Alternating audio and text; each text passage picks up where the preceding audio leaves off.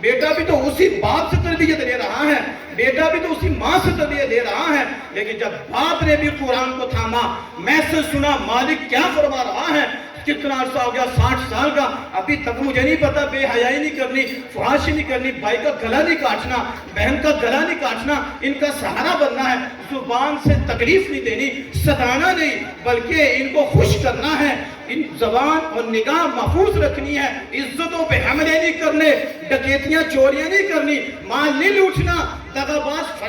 بازی نہیں کرنی، فراڈ نہیں کرنا، چکر بازی نہیں کرنی۔ جب باپ میسج پڑھے گا اسے سمجھ آئے گی اور وہ خوشبو بیٹوں میں منتقل ہوگی،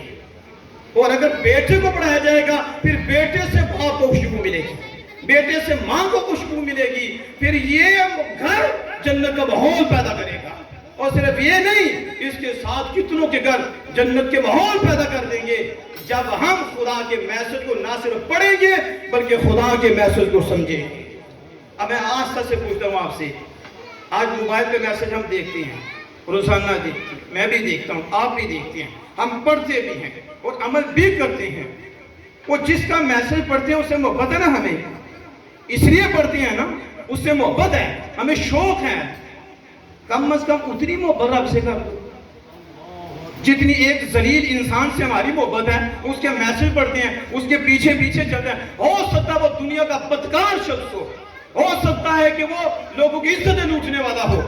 سکتا ہے وہ ظالم ہو، لیکن ہم بڑی محبت سے اس کا میسج پڑھیں گے اور فالو کرنے کی کوشش کریں گے۔ کبھی غور کیا رب کو کیا مقام ہم نے دیا ہے کہ جس کا ہر گھڑی پیغام ہمارے سامنے ہے، لیکن ہم نہ پڑھتی ہیں نہ اسے لیتی ہیں کہ اللہ کیا فرما رہا ہے۔ مومن کی شان تو یہ تھی کہ وہ اللہ کو ماننے والا ہے، اللہ سے پیار کرنے والا ہے۔ جب پڑھا جاتا ہے ایمان والو تو مومن گردن جھکا دیتے ہیں، جی مالک ہم نے تجھے ماننا ہے، کیا حکم ہے؟ تمہیں استعینوا بالصبر والصلاۃ، اے ایمان والو نماز اور صبر سے مدد طلب کرو۔ کہا ٹھیک ہے مالک، بے صبری نہیں کریں گے، ہم نہیں کریں گے، کیونکہ تجھے جو مان دیا ہے، میسج پڑھا ہے، اقیموا الصلاۃ، نماز قائم کرو۔ جی مالک ہم نے تجھے مانا ہے، میسج ہے، ہم نماز قائم کریں گے۔ بے حیائی سے بچو اور بچاؤ، گردن چکا دی ہے، اپنے آپ کو بچاؤ، اپنی اولاد کو بچاؤ۔ جی مالک جو حکم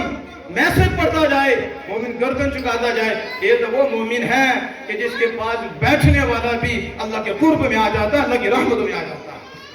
اس لیے حضرات محترم تھوڑی سی توجہ کرو اس طرف، وقت کا وہ وقت دور نہیں ہے، دور مت سمجھو، پتہ ہی کوئی نہیں کس ٹائم سانس بند ہو جائے گا، کس ٹائم پھر پچھتاوا رہے گا، کاش رہے گا، پھر وہ کاش فائدہ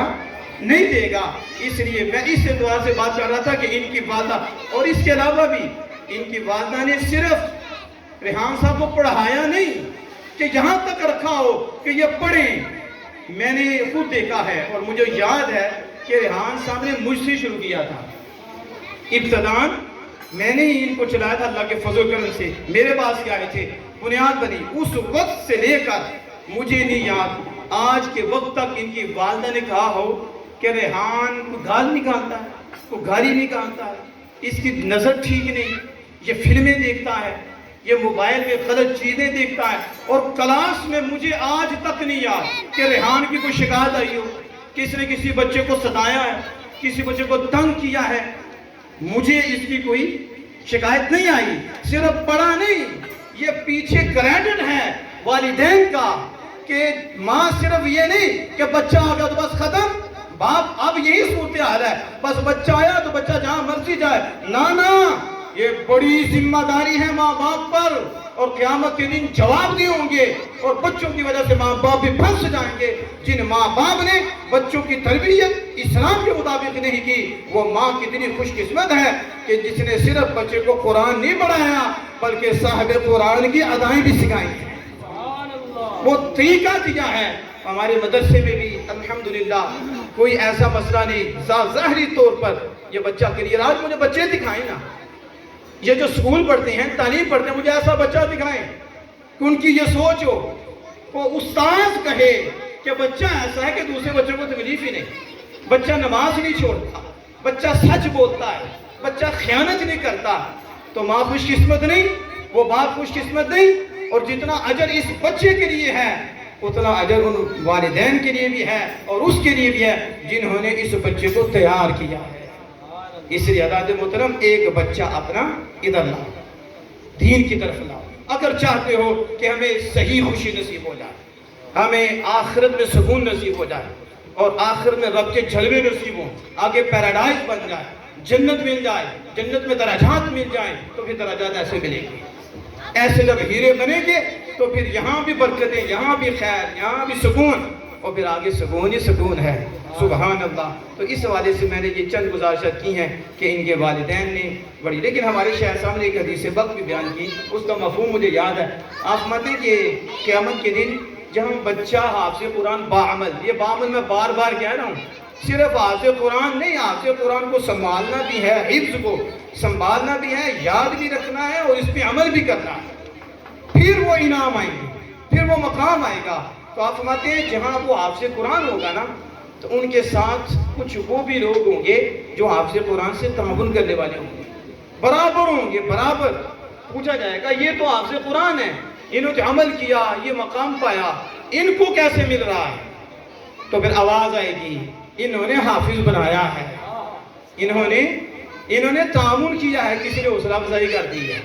کسی نے ماتھا چوم لیا، وہ ماتھا ہی چوما، بچے نے کہا اتنی عزت، میں تو قرآن پڑھوں گا، میں تو دین پڑھوں گا۔ ہمارے ہاں کیا ہوتا ہے، ایک اوپر لٹو ڈالتا ہے، ہم ہزاروں روپے لٹا دیتے ہیں، ایسا ہی ہے نا؟ یہ میں سمجھانے کے لیے بات کر رہا ہوں۔ اوپر آتے ہیں لشکنے کپڑے، عجیب عجیب رنگ، نہ نماز کا پتہ نہ قرآن کا پتہ، اس نے 2 ہی شعر پڑھے ہیں، پنجابی کے پڑھے یا کوئی، ایسے پیسے اڑائے ہیں، اور آپ سے قرآن بن گیا، کسی کو 50 روپے کا نوٹ بھی نہیں۔ بتاؤ نا، وہ آپ سے قرآن بنیں گے، وہ کہیں کہ ہم بھی مراسی بن جائیں، ہم بھی جنجوں سے نکل کے، لوگ نعتیں پڑھے ہیں جنجوں سے نکل کے، جو جنجیں لوٹتے تھے نا، وہ نعتیں پڑھنے شروع کر دی انہوں نے، وہ سمجھ گئے نا کہ یہ آوازوں میں لوگ پیسے لٹاتے ہیں، اس لیے آج دین سے ہم دور ہو گئے ہیں، کیونکہ ہماری نظر علماء سے ہٹی ہے، حفاظ سے اٹھی، قرآن سے ہٹ گئی ہے۔ ہم نے آواز کو دیکھا اور انہوں نے کہا یہ لوگ تو آوازوں پہ اڑاتے ہیں، لہذا آواز استعمال کرو نعت کی صورت میں، اور پھر وہ اسٹیجوں پہ آئے اور ہزاروں روپے لٹے، اور بچے نے کہا میں آپ سے قرآن بن کے کیا کروں گا، عالم دین بن کے کیا کروں گا، یہ تو 10 روپے نہیں رکھ رہے، اسے وضو کا پتہ کوئی نہیں، اس نے 2 شعر پڑھے تو 10-10 ہزار کی تھدیاں مار رہی ہیں، تو مجھے بھی گویا ہی بننا چاہیے، مجھے آپ سے قرآن نہیں بننا، کیونکہ عزت ہی نہیں ہے، بچے ہیں نا۔ تو آپ نے جس نے عزت دے دی، چاہے چوم کے دے دی، چاہے سینے سے لگا کے دے دی، چاہے کوئی نوٹ کے ذریعے اس کی حوصلہ افزائی کر دی، وہ بچے کے دل میں اتر گئی، بچہ حافظ بن گیا، پھر دیکھو رب آپ کو کتنا نوازتا ہے کہ آپ نے قرآن کی وجہ سے کہ یہ پڑھے، یہ دین پڑھے، اس کے سر پہ ہاتھ رکھ لیا، اس کو سینے سے لگا دیا۔ آج دیکھتے ہیں سکول سے بچہ پڑھتا ہے، مبارکی شروع ہو جاتی ہے، 10ویں میں پاس ہوا، اس نے ایم اے کیا، اس نے بی اے کیا، یہ ڈگریاں دنیاوی، اس نے یہ ڈگری کی، ادھر فون پہ فون ہوتے ہیں، مبارکی ہوتی ہیں، اور جب بچہ قرآن حفظ کر لیتا ہے، جھوم سر پہ ایسے جیسے جھوم بھی نہیں چلتی، ایسے بندے ہی مر گئے ہیں کہ قرآن پڑھا اور ادھر سے تو ایم اے کیا، کیا اس کی حیثیت ہے قرآن کے سامنے، اور جنرل کرنل بادشاہ ان کی کیا حیثیت ہے حافظ قرآن کے سامنے؟ یہ سارے اکٹھے ہو جائیں، ان کی تو حیثیت ہی کوئی نہیں۔ اللہ فرماتا ہے ہمارا کلام ہے، ہماری صفت ہے، اور ہم اس کے محافظ ہیں، اور اس نے توجہ فرما کے بچے کے سینے میں پورا قرآن نازل فرما دیا، اور قرآن حفظ ہو گیا ہے، اور حضور فرماتے ہیں خیرکم من تعلم القرآن وعلمہ، تم میں سے بہترین شخص کون ہے؟